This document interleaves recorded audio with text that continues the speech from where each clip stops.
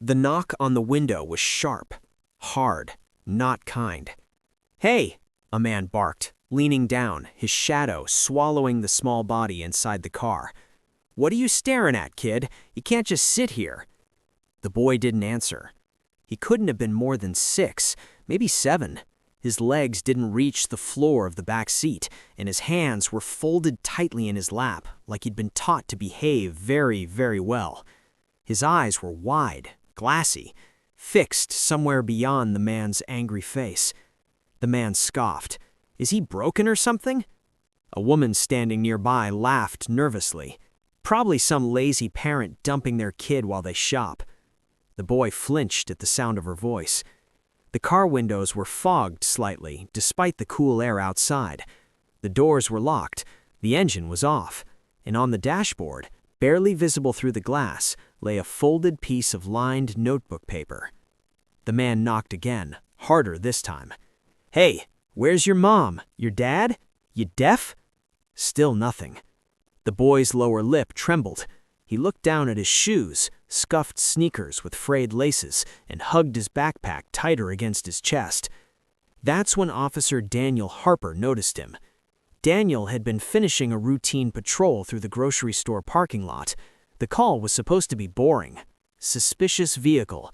Usually meant someone sleeping it off or a domestic argument waiting to happen. But the moment he saw the child in the back seat, his stomach dropped. The crowd hadn't noticed Daniel yet. They were too busy assuming, too busy judging, too busy bullying a child who clearly didn't know how to defend himself. Daniel stepped closer. "What's going on here?" he asked calmly. The man straightened up, immediately defensive. "Officer, this kid's been sitting in that car forever, not responding, parents nowhere in sight." "Yeah, it's neglect if you ask me." Daniel ignored them and crouched slightly to the boy's level, keeping his voice low and steady. "Hey there, buddy. My name's Daniel. I'm a police officer. You're not in trouble." The boy's eyes flicked up just for a second, then dropped again. Daniel noticed it then. The boy wasn't just scared. He was trying not to cry. Daniel glanced at the dashboard again. The note. "Mind stepping back for me?" Daniel said, his tone firm now. The man rolled his eyes but stepped away. About time someone did something. Daniel leaned closer to the glass and read the note. 3 sentences, written in shaky handwriting. Each word landed like a punch to the chest. "Please don't be mad at him. He's a good boy. I just need a little time." Daniel's breath caught. He looked back at the child. The boy's eyes were fixed on the note now, like it was the only thing holding him together. Daniel stood up slowly. This wasn't a careless parent. This wasn't someone running late. This was something else entirely. "Sir," Daniel said, turning to the man who had been banging on the window, "I need you to clear the area, now." The man scoffed. "Why? That kid's clearly—" "Now," Daniel repeated, sharper this time. The crowd dispersed reluctantly, muttering under their breath. Daniel radioed in. "Dispatch, this is Officer Harper. I have a minor unattended in a locked vehicle. No signs of heat distress yet, but there's a note. I need backup." He paused, eyes still on the boy. "And dispatch, this feels different." The boy finally spoke. His voice was so quiet Daniel almost missed it. "She said not to talk to strangers." Daniel's chest tightened. "That's okay. You didn't do anything wrong." The boy swallowed hard. "She said she'd come back." Daniel looked at the note again, then at the child, then at the empty parking spaces stretching in every direction. And for the first time in years on the job, a thought crossed his mind that made his hands shake slightly. What if she doesn't? He reached for the door handle, preparing to unlock the car, and as he did, he noticed something else tucked beneath the note. A second piece of paper, smaller, folded tighter, almost hidden. Daniel carefully opened it, and as he read it, the color drained from his face. Because the second note didn't ask for patience, it asked for mercy, and it changed everything he thought he knew about the child sitting alone in that car. Daniel didn't open the car right away. Training told him to act fast. Instinct told him to slow down. The boy was still breathing steadily, no signs of heat exhaustion. The weather was cool enough that the car wasn't an oven, not yet. But something about the way the child sat so perfectly still, shoulders stiff, hands folded like he was waiting to be graded on his behavior, made Daniel's chest ache. Kids didn't sit like that unless they were used to being afraid of doing the wrong thing. Daniel tapped gently on the glass this time, softer than before.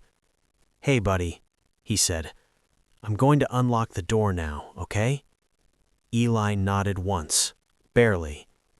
Daniel unlocked the car, opened the door slowly, and crouched so he wasn't towering over him. Up close, the child looked even smaller. His cheeks were pale, his eyelashes clumped slightly, like he'd been crying earlier and wiped his face too many times with his sleeve. Daniel noticed the backpack again. Cheap, worn, superhero patch peeling at the corner. "You're doing great," Daniel said. "What's your name?" Eli hesitated. Then, quietly, "Eli." "Hi, Eli. I'm Officer Harper. You want to come sit with me for a minute?" Eli looked down at the dashboard. "At the note." Daniel followed his gaze. "That okay?" Daniel asked, gently pointing. "Can I read it again?" Eli nodded. Daniel unfolded the first paper once more, even though he already had it memorized. The handwriting was uneven, like it had been written in a rush or with shaking hands. "Please don't be mad at him. He's a good boy. I just need a little time." Daniel swallowed. Then he carefully opened the second note. This one was different, smaller, more cramped, written darker like the pen had been pressed too hard into the paper. "If something happens to me, please don't let him go back. His name is Eli Harper. He likes pancakes with no syrup. He's scared of loud voices. Please, please keep him safe." Daniel felt the air leave his lungs. This wasn't a parent stepping away for groceries. This was a goodbye. Daniel forced himself to stay steady. Kids could read faces better than adults gave them credit for, and Eli was already watching him closely, eyes searching for danger. "Eli," Daniel said carefully, "where is your mom right now?" Eli's fingers twisted into the strap of his backpack.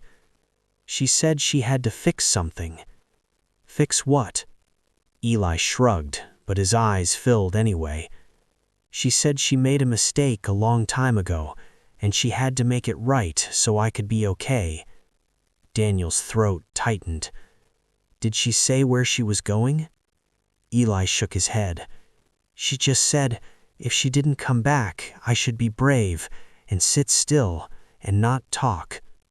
Daniel closed his eyes for half a second. He had seen this before, not often, but enough to recognize the pattern.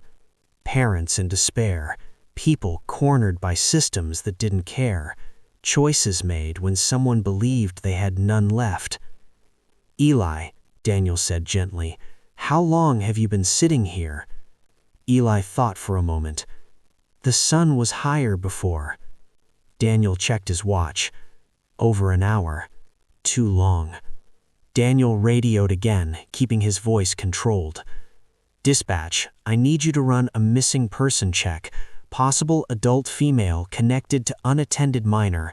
I'm sending details now." Static crackled back. "Copy that, Officer Harper." Daniel turned back to Eli. "Do you feel sick at all?" Eli shook his head. "Just hungry." "Yeah? Me too." That earned the tiniest flicker of a smile, gone as fast as it appeared. Daniel helped Eli out of the car, draping his jacket around the boy's shoulders without asking. Eli accepted it immediately, like he was used to adults deciding things for him. As they walked toward the patrol car, a woman from earlier leaned toward another bystander and whispered loudly, "I knew something was wrong." Daniel stopped. He turned slowly. "Ma'am, this is a child, not a spectacle. Please, move along." She flushed and looked away. Eli's grip tightened on Daniel's sleeve. Daniel bent slightly. "You're safe with me, I promise." At the patrol car, Daniel buckled Eli into the back seat, not the cage side, but the forward-facing seat used for transporting minors. He handed Eli a granola bar from his emergency kit. "Is this okay?" Daniel asked. Eli nodded and took small, careful bites like he didn't want to waste it. Daniel watched him eat, his mind racing. If the note was real, and every instinct said it was, then Eli's mother wasn't just missing, she was in trouble. Severe trouble. Dispatch crackled again. "Officer Harper, we've got a hit. Vehicle registered to Maria Harper, same last name as the child. No prior criminal record, but what? There's a welfare check requested on a woman matching that description at a bus terminal downtown. Request came in about 15 minutes ago." Daniel's pulse spiked. "Who requested it?" "A security guard said the woman was crying, left behind personal belongings, and a note." Daniel closed his eyes for half a second. Another note. "Dispatch, notify downtown units. Do not delay. Treat as priority." "Copy." Daniel turned to Eli, who was chewing slowly, eyes heavy. "Eli," Daniel said softly, "do you trust me?" Eli nodded. "My mom said police help kids." Daniel felt something twist painfully in his chest. "She was right, and we're going to help her too." Eli looked up. "Is she in trouble?" Daniel hesitated. "I think she's hurting, and sometimes hurting people need help just like kids do." Eli nodded, then whispered, "She didn't sleep last night." Daniel's jaw tightened. Neither would he until this was resolved. As Daniel started the engine, sirens faintly echoed somewhere far off. He glanced at the note one more time. Please don't let him go back. Back to what? Back to who? Daniel had a sinking feeling this story was bigger than a missing mother and a frightened child.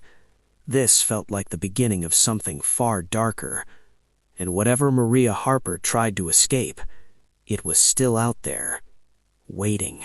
The patrol car cut through traffic with steady urgency, lights flashing but sirens silent. Daniel preferred it that way. Sirens startled kids, and Eli was already curled inward in the back seat, jacket pulled tight around his small frame, granola bar half finished in his lap like he was saving it for later, another habit of children who didn't know when the next meal would come. Daniel checked the rearview mirror. Eli's eyes were open, watching the world blur past the window. "You doing okay back there?" Daniel asked. "Yes, sir," Eli replied automatically. Too automatic. Daniel softened his voice. "You don't have to call me sir. Daniel's fine." A pause. "Okay, Daniel." That small correction felt like progress. Downtown came into view quickly. Concrete, noise, movement. The bus terminal loomed ahead, busy even in the late morning. Officers were already on scene when Daniel pulled in, their body language tense, subdued. This wasn't routine. Daniel parked and opened the back door. "Stay right here, okay? I'll be just over there." He pointed to a bench near the entrance where another officer sat. Eli nodded, clutching the jacket. As Daniel approached the cluster of officers, Sergeant Whitman turned toward him. Gray hair, creased eyes, a man who'd seen too much and remembered all of it. "You're the one with the kid," Whitman said quietly. "Yes, sir. His name's Eli Harper, mother's Maria Harper." Whitman exhaled slowly. "That's what we thought." Daniel's stomach dropped. "You found her?"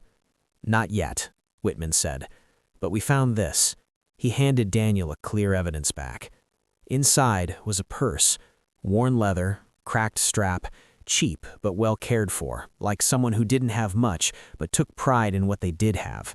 Daniel noticed immediately what was missing. "No phone," Daniel said. Whitman nodded. "Left it behind on purpose." Daniel swallowed. "What about the note?" Whitman's jaw tightened. "Security guard said she left it on the bench next to him.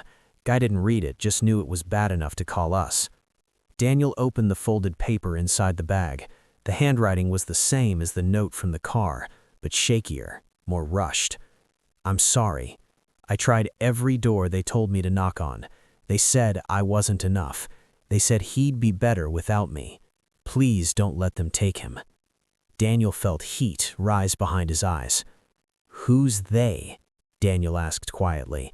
Whitman shook his head. "That's what we're trying to figure out." A younger officer approached. "Sergeant, transit cameras are up. We have footage." They moved to a nearby security office. Grainy video played on the monitor. Maria Harper sat on a metal bench near Gate C. Daniel recognized her instantly. Same gentle eyes as Eli, same tired posture. She looked small, swallowed by the space around her. She kept checking the time, rubbing her hands together. At one point, she pulled a photo from her wallet. The camera zoomed enough to show it clearly. Eli. Daniel's chest tightened. "She was waiting for someone," the tech said. "About 10 minutes. Then she stood up, left the purse and note, and walked out." "Walked where?" Daniel asked. The tech rewound and switched angles. "Toward the exit, toward the city. Not onto a bus, not onto a train. She left on foot," Whitman said, "which means she didn't want to be traced." Daniel turned away from the screen. This wasn't abandonment. This was protection. Fear-driven, desperate, calculated. "Any recent CPS involvement?" Daniel asked. Whitman's eyes darkened. "Yeah, 2 reports in the last year, both unfounded." Unfounded. Daniel clenched his jaw. He'd seen that word bury families alive. "Who reported?" Daniel pressed. Whitman hesitated. "Anonymous, but the second report came from an upscale neighborhood, not where she lives." Daniel's thoughts raced. Someone with money, someone with access, someone who knew how to use the system. Daniel excused himself and stepped outside, drawing in a sharp breath of cool air. He pulled out his phone and made a call. "Angela, it's Daniel. I need a favor." Angela Ruiz had been a social worker for 20 years before burnout pushed her into advocacy work. She'd seen every angle of the system and knew how it failed. "Tell me," she said. Daniel explained quickly. She was silent for a long moment. "Daniel," she said finally, "if she ran, it's because she believed losing herself was the only way to save her child." Daniel closed his eyes. "Who would be coming after him?" Angela asked. She didn't hesitate. "People who look respectable, people who know the language of concern and stability, people who think love can be replaced with money." Daniel ended the call and turned back toward the bench. Eli sat quietly, swinging his feet slightly, talking softly with the other officer. When he saw Daniel, he straightened immediately. Daniel crouched in front of him. "Hey," he said gently, "we're still looking for your mom." Eli nodded. "She always comes back." Then his voice wavered.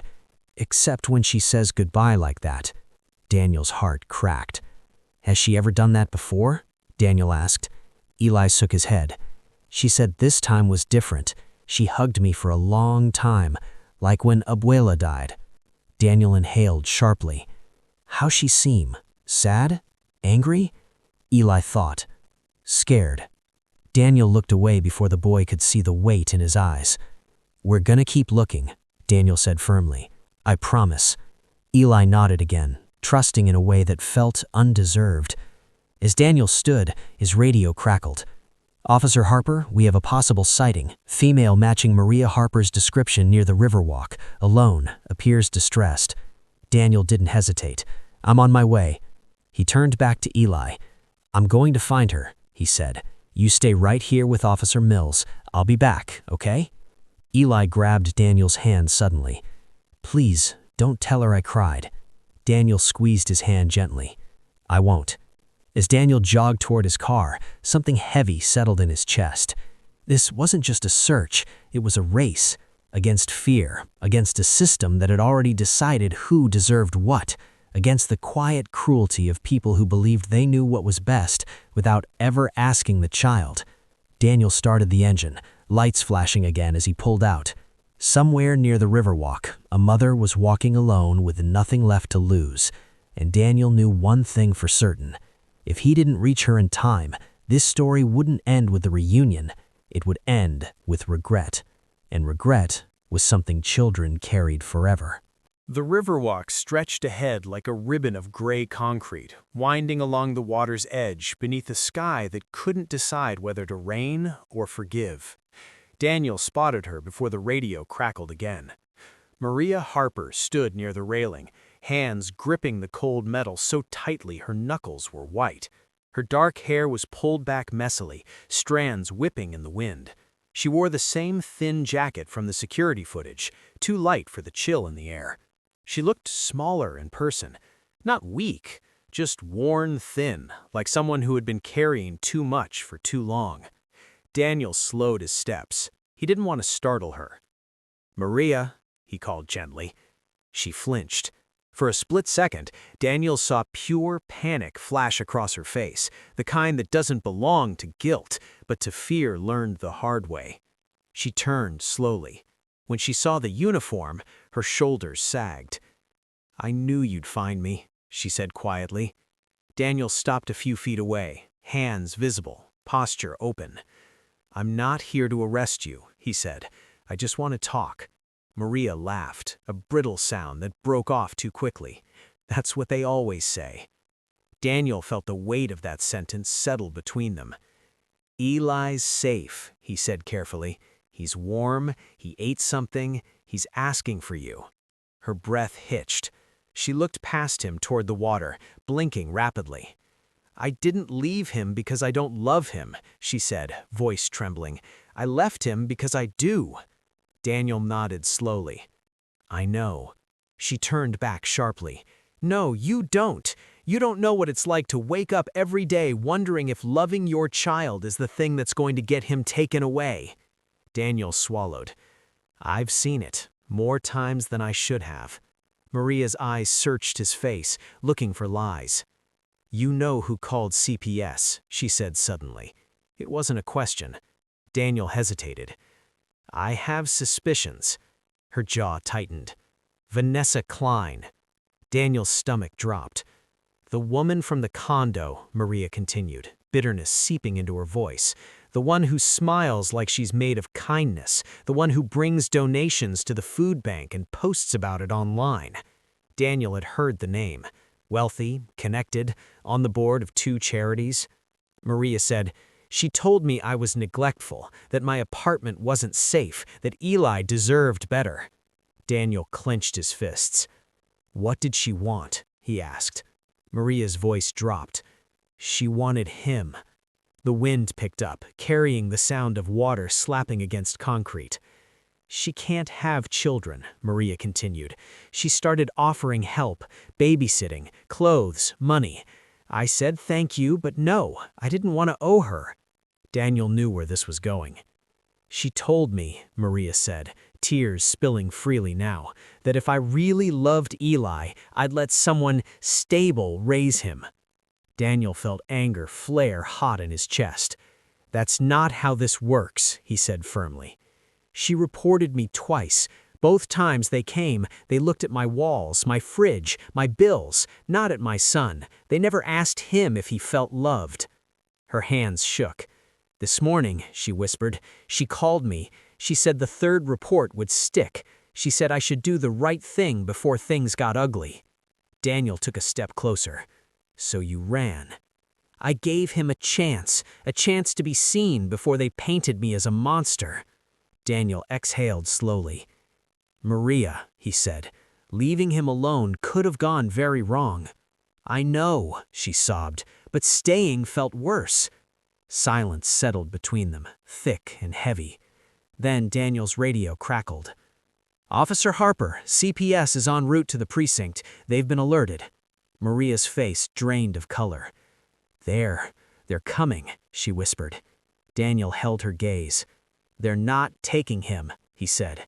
She laughed weakly. You don't get to decide that. No, Daniel said, but I get to speak the truth. He turned off his radio. That single action seemed to stun her. You're risking your job, she said.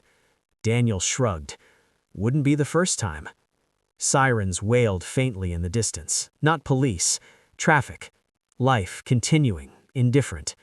Daniel extended his hand. Come with me. Voluntarily. That matters. Maria stared at his hand like a lifeline she didn't deserve. What if they take him anyway? She asked. Then I'll make sure they hear everything. Every word. Every lie. Tears streamed down her face. I don't want him growing up thinking I left him. Daniel's voice softened. He doesn't. He knows you love him. She took his hand. Back at the station, tension crackled like static. CPS workers stood near the front desk, clipboards in hand. Vanessa Klein stood beside them, impeccably dressed, her expression painted with concern. Daniel's jaw tightened when he saw her. Maria stiffened at his side. That's her, she whispered. Daniel guided Maria forward. Vanessa's eyes widened just slightly, surprise quickly masked. Oh, thank goodness, Vanessa said, stepping forward. Maria, we've all been so worried. Maria recoiled. Don't touch me. Vanessa sighed dramatically. This is exactly the instability we were talking about. Daniel stepped between them. Ma'am, he said evenly, you'll refrain from commenting until we've reviewed all facts. Vanessa's smile faltered. Officer, I'm only here out of concern for the child. Daniel met her gaze. Then you won't mind answering a few questions. CPS Supervisor Linda Cho cleared her throat.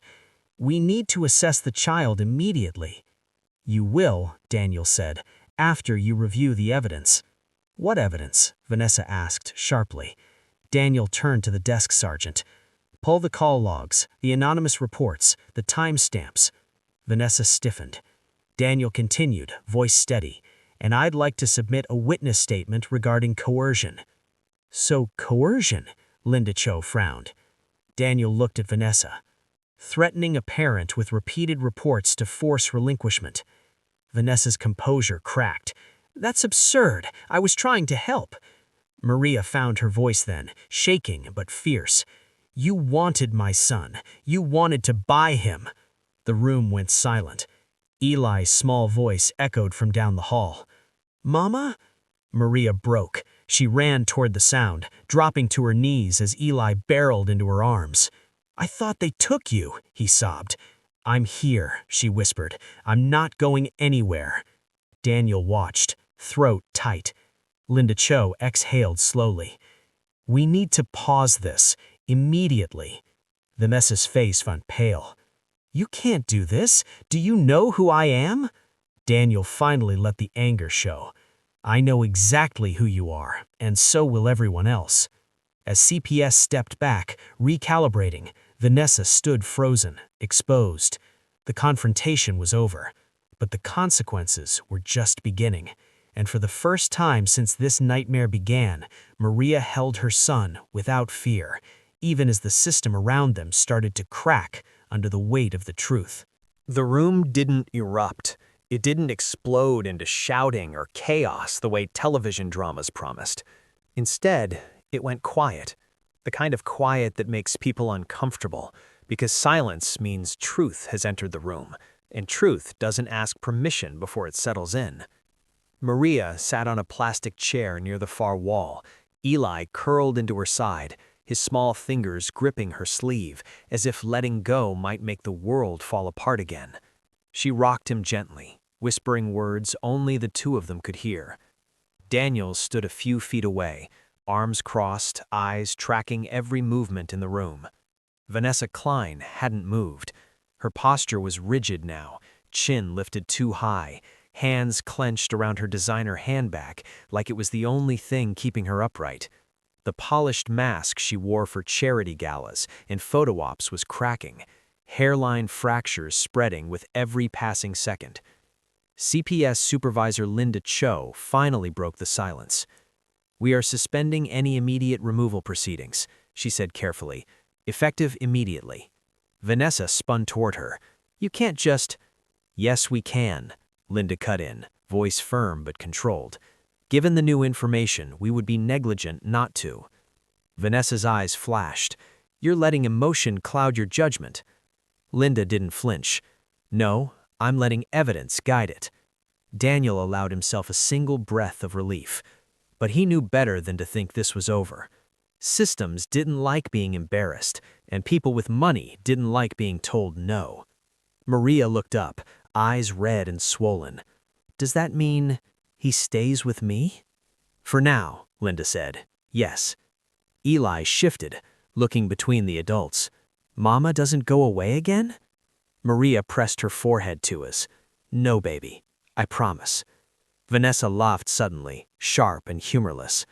This is unbelievable, she said. You're all making a mistake. Daniel turned to her. You threatened a parent. You manipulated a system meant to protect children. That's not a mistake. That's intent. Vanessa scoffed. I offered solutions, stability, opportunity. You offered ownership, Maria said softly, like my son was a thing. That landed harder than shouting ever could. Vanessa's mouth opened, then closed. Linda Cho glanced toward Daniel. Officer Harper, I'll need your full report. You'll have it, Daniel said. Every detail. Linda nodded. And the call logs and the security footage from the station. Vanessa's breath hitched. She turned toward the door. I don't have to stay here. Daniel stepped aside, gesturing calmly. You're free to leave. She hesitated. Because leaving didn't mean escaping. It meant the story would move without her control. She walked stiffly, heels clicking against the tile like a countdown. As soon as the doors closed behind her, Maria slumped, exhaustion flooding her body. Daniel crouched in front of her. You did good, he said quietly. She laughed weakly. I feel like I'm about to collapse. That's normal, Daniel said. Adrenaline wears off, reality hits. Eli looked up at him. Are you the police who finds lost moms? Daniel smiled gently. Something like that. Over the next few hours, the station transformed. Reports were filed, calls were made, supervisors whispered in corners. Daniel sat at a metal desk, typing until his fingers ached, replaying every word Maria had said, every detail that could protect her. He didn't soften anything. He didn't exaggerate. He just told the truth. And he knew that alone would make waves. Angela Ruiz arrived just after noon. She wrapped Maria in a fierce hug. I told you not to give up. Maria cried into her shoulder. I almost did. Angela knelt in front of Eli. You must be the brave one. Eli shrugged shyly. Mama's the brave one. Angela glanced at Daniel. You started something today. Daniel exhaled. It was already started. I just stopped pretending not to see it. By mid-afternoon, the first call came. Then another. A reporter from a local paper. A voicemail from Internal Affairs. Daniel ignored them. He drove Maria and Eli home himself. The apartment complex looked the same as it always had. Cracked pavement, flickering light near the stairwell, the smell of laundry detergent and fried food in the air. But Maria saw it differently now. Not as a liability, as proof of survival. Inside, Eli ran to his toys like nothing had ever happened. Maria sank on the couch.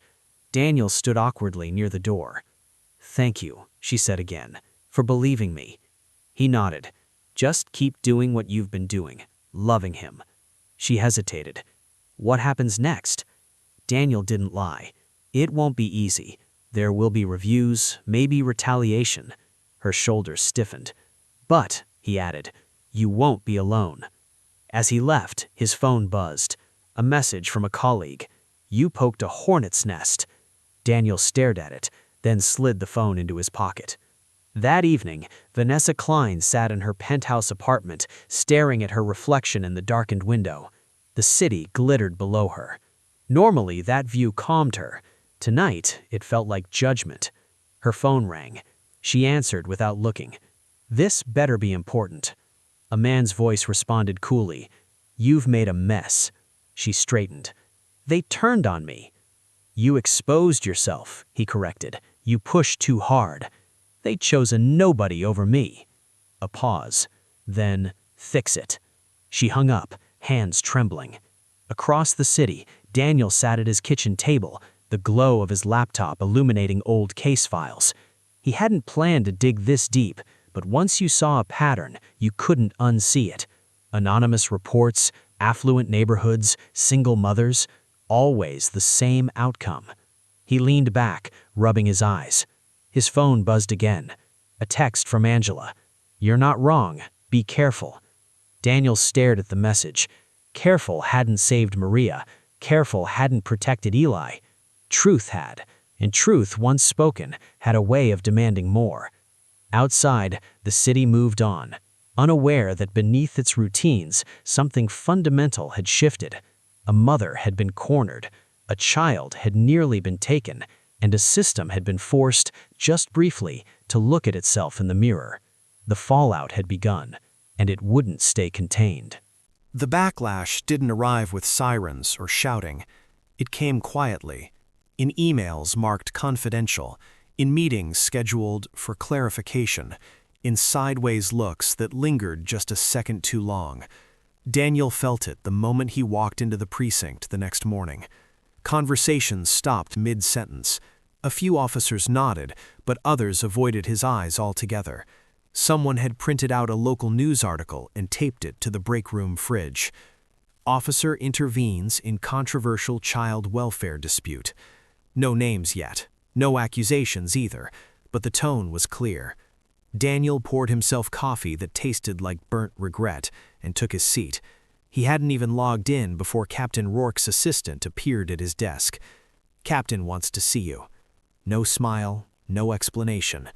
Daniel stood, straightened his uniform, and walked down the hallway that suddenly felt longer than it ever had. Captain Rourke didn't offer him a chair. "Close the door," he said. Daniel did. Rourke leaned against his desk, arms crossed. "You stirred up a hornet's nest, Harper." Daniel met his gaze. "I did my job."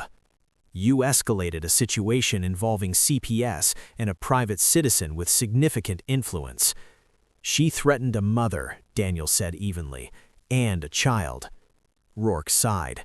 "That woman has friends, donors, people who don't like surprises." Daniel's jaw tightened. "Neither do children who get taken from their parents for the wrong reasons." Silence. Then Rourke said quietly, "Internal Affairs is reviewing your conduct." Daniel nodded. He'd expected that. "They'll want your body cam footage, reports, everything. They already have it. I submitted it last night." Rourke studied him for a long moment. "You sure you want to go down this road?" Daniel thought of Eli's small hands gripping his jacket, of Maria's voice shaking when she said, "I thought no one would listen." "I'm already on it," Daniel replied. Rourke exhaled. "You're dismissed." The door closed behind him with a soft click, but the message echoed loudly. By noon, the story had evolved. Social media posts appeared, vague, polished, dangerous. A mother exploiting sympathy, a cop overstepping authority, an innocent philanthropist targeted. Vanessa Klein hadn't said a word publicly. She didn't need to. Others spoke for her. Daniel's phone buzzed nonstop. Unknown numbers, blocked calls, a voicemail left without a message, just breathing. At 2:17 p.m., Angela Ruiz called. "They're moving fast," she said. Vanessa filed a formal complaint against CPS, claims emotional distress. And Maria? She's still with Eli, but CPS reopened the review. Daniel closed his eyes. "They're not done," Angela added, "and neither should you be." That evening, Daniel drove past Maria's apartment, not stopping, just checking. 2 unfamiliar cars sat across the street. He memorized the plates. Paranoia, maybe. Or experience. Inside her apartment, Maria felt it too. The phone rang more often. Strangers asked questions she didn't trust. A woman claiming to be from a family advocacy group left a pamphlet at the door. Maria tore it in half. Eli clung to her more now, flinching at loud noises, asking if he'd have to leave again. "No," she told him every time. "No one's taking you." But doubt crept in at night, whispering fears she couldn't silence. 3 days later, the subpoena arrived. Vanessa Klein wanted a deposition. Maria stared at the envelope until the letters blurred. "I can't do this again," she whispered. Angela squeezed her hand. "You won't be alone." Across town, Daniel sat in his car outside the courthouse, engine off, hands gripping the steering wheel. Internal Affairs had cleared him of misconduct, officially. Unofficially, the pressure remained. He watched as Vanessa stepped out of a black SUV, surrounded by lawyers, camera flashes popping like fireworks. She looked flawless, confident, untouchable. Daniel felt anger rise, not hot, but cold and focused. That night, a package appeared at Daniel's door. No return address. Inside, copies of reports, redacted names, dates that repeated too often to be a coincidence. He flipped through them, heart pounding. Single parents, anonymous tips, CPS interventions triggered by concerned community members. Always in the same districts, always the same outcomes, and always, somewhere nearby, Vanessa Klein's foundation. Daniel sat down heavily. This wasn't about one child. This was a system being weaponized. Daniel's phone buzzed. A text from an unknown number. "You're digging where you shouldn't." Daniel typed back one word. "Why?" The reply came instantly. "Because some people don't lose." Daniel stared at the screen, then deleted the message. He didn't sleep that night. The next morning, the story broke wide open. A whistleblower from CPS contacted a national journalist. Documents leaked, patterns exposed. Vanessa Klein's name trended, not as a hero, but a question. By noon, reporters camped outside Maria's apartment. Daniel stationed patrol cars nearby. Vanessa finally released a statement. "I have always acted in the best interests of children." The backlash split the city. Some defended her fiercely, others demanded accountability, and in the middle stood a mother and her child, holding on while the world argued about their worth. Daniel visited Maria that evening. She looked tired, older. "They won't stop, will they?" she asked. "Not unless they're made to," he said. She nodded slowly. "Then don't stop." He met her eyes. "I won't." Outside, the city buzzed, louder, sharper. The backlash had arrived, but something else too. Momentum. And once that started, even the most powerful learned what fear felt like. The city didn't calm down. It fractured. By the time the sun rose the morning after the leaked CPS documents went public, news vans lined the streets outside City Hall. Protest signs appeared overnight, some defending Vanessa Klein as a protector of children, others demanding her arrest. Social media became a battlefield of half-truths, edited clips, and paid opinions disguised as outrage. And at the center of it all was one little boy who still slept clutching his mother's sleeve. Maria barely recognized her own life anymore. She hadn't been to work in over a week. Her phone never stopped buzzing. Journalists, lawyers, strangers offering help. Some were kind, others were cruel. One voicemail played over and over in her head. "You should be grateful someone like Vanessa even cared about your kid." Maria deleted it with shaking fingers. Eli sensed the tension. He grew quieter. He stopped asking questions and started watching faces instead, a habit no child should learn so young. Daniel noticed the change immediately when he stopped by that afternoon. "He's retreating," Daniel said quietly to Angela as Eli lined up toy cars in perfect silence. "Kids do that when they think something bad is coming." Angela nodded grimly. "They're preparing him for removal again." Daniel's jaw clenched. "Over my dead body." That evening, Daniel received a call that made his blood run cold. "Officer Harper," the voice said smoothly, "this is Thomas Keller." Daniel recognized the name instantly. Keller and Associates, Vanessa Klein's legal bulldog. "I'm listening," Daniel replied. You're a good cop, which is why I'm giving you advice. Walk away. Daniel scoffed. From what? This crusade, Keller replied. You've already done enough damage. Stay in your lane, and this goes away. And if I don't? There was a pause. Then people get hurt, Keller said calmly. Careers, families, reputations. Daniel thought of Eli. Is that a threat? Daniel asked. Keller chuckled. No, it's reality. The call ended. Daniel sat in his car long after, hands trembling, not from fear, but from restraint. The next move came fast. CPS filed an emergency petition to temporarily remove Eli, pending further investigation. Maria collapsed when she heard. I can't, she sobbed. I can't do this again. Daniel stood in the doorway of her apartment as Angela paced. They can't just do that, Maria cried. After everything. Angela slammed her file shut. They can, and they will, unless we stop them. How? Maria whispered. Angela looked at Daniel. All in, Daniel said quietly. No more half measures. That night, Daniel contacted someone he hadn't spoken to in years, a retired internal auditor named Frank Lowell. Frank had a reputation, the kind you earned by ruining powerful people's plans. You're poking a hornet's nest, Frank said over the phone. I need proof, not patterns, not theories, proof. Frank was silent for a long moment. Meet me tomorrow, he said finally. Meanwhile, Vanessa Klein prepared her counterstrike. She sat in her penthouse office, city lights glowing behind her like a crown. They're pushing too hard, she said to Keller. People are asking questions. Keller adjusted his cufflinks. Then we remind them who controls the answers. Vanessa's smile was thin. Take the child. The words landed cold. Once the boy's gone, the story loses its heart. Keller nodded slowly. Understood. The next morning, CPS arrived early. Too early. Daniel's radio crackled as he sped toward Maria's apartment.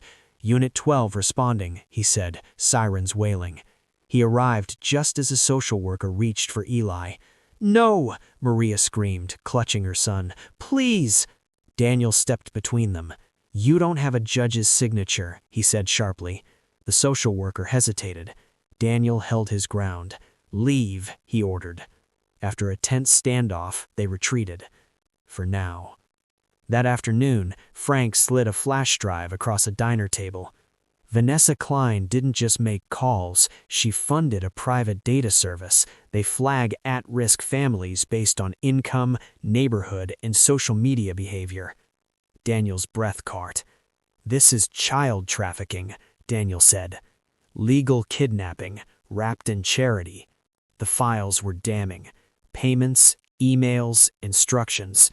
Daniel stared at the evidence. This ends her, Daniel said. Frank nodded, if it sees daylight. The final push began that night. Angela filed an injunction. Daniel handed the files to federal investigators, and Maria held Eli, whispering promises she prayed she could keep. The city held its breath. Something was about to break, and this time it wouldn't be the mother. The courtroom was silent in a way Daniel Harper had never experienced before. Not the tense silence of a jury waiting for a verdict, not the restless hush before a judge enters. This was different. This was the kind of silence that came after lies had nowhere left to hide. Maria sat in the second row, Eli asleep against her shoulder, his small fingers tangled in her jacket zipper. He looked peaceful for the first time in weeks. Safe, though Maria didn't dare believe it yet. Daniel stood near the back beside Angela Ruiz and Frank Lowell, the flash drive that had nearly cost Daniel his badge, now resting as evidence on the prosecution table. Across the room, Vanessa Klein sat perfectly still. Her posture was immaculate, her hair flawless, her expression unreadable. But her eyes betrayed her. They darted, calculated, cornered. The judge entered, and everyone rose. Be seated, Judge Evelyn Marshall said, her voice calm but sharp. the voice of someone who had seen power abused before and had no patience left for it. The federal prosecutor stood. "Your Honor," she began, "what began as a welfare check involving a single child has uncovered a coordinated system of exploitation operating under the guise of child protection." A murmur rippled through the gallery. The prosecutor pressed a button. Screens lit up. Emails, bank transfers, internal CPS memos, each one traced back to the same name, Vanessa Klein. These documents show that Ms. Klein used her influence, donations, and political connections to flag children from low-income households for removal, the prosecutor continued. Children who were then placed into privately funded care networks connected to donors seeking adoption priority. Maria gasped softly. Eli stirred, confused by the sound. Daniel clenched his jaw. Vanessa's attorney rose immediately. "Objection!" "Overruled," Judge Marshall snapped. "Sit down."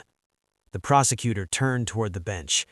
"This was not charity," she said. "It was a pipeline."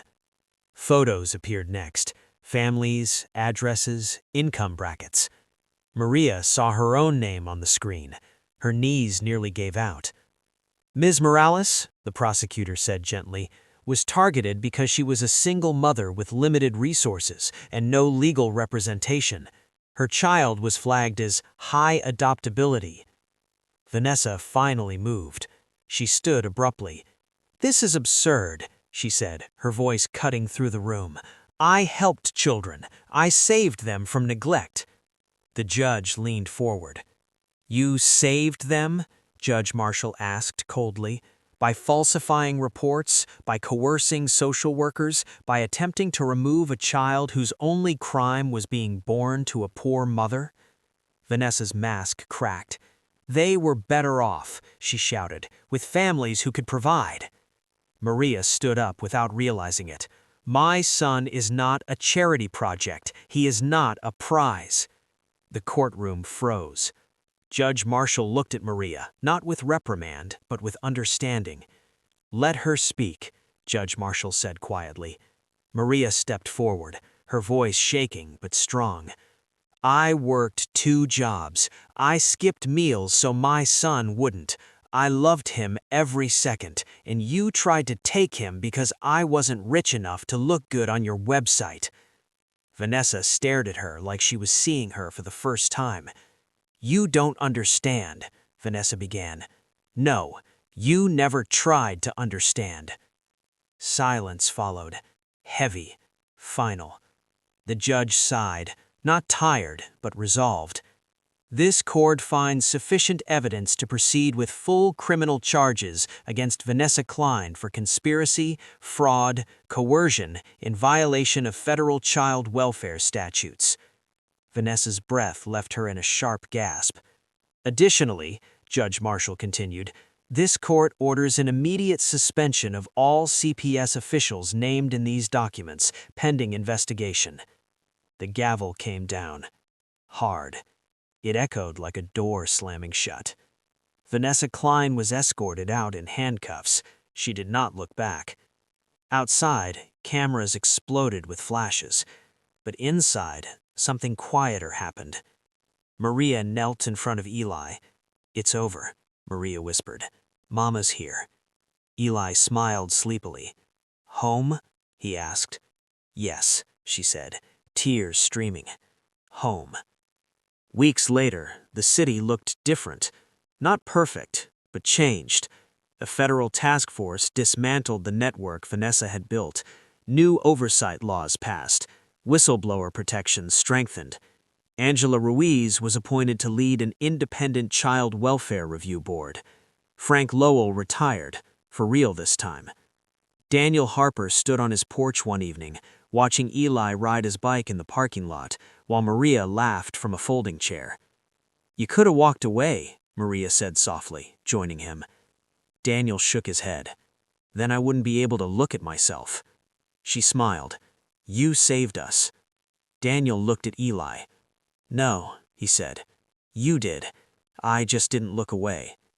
As the sun dipped low, Eli pedaled toward his mother, laughing, free, safe, loved.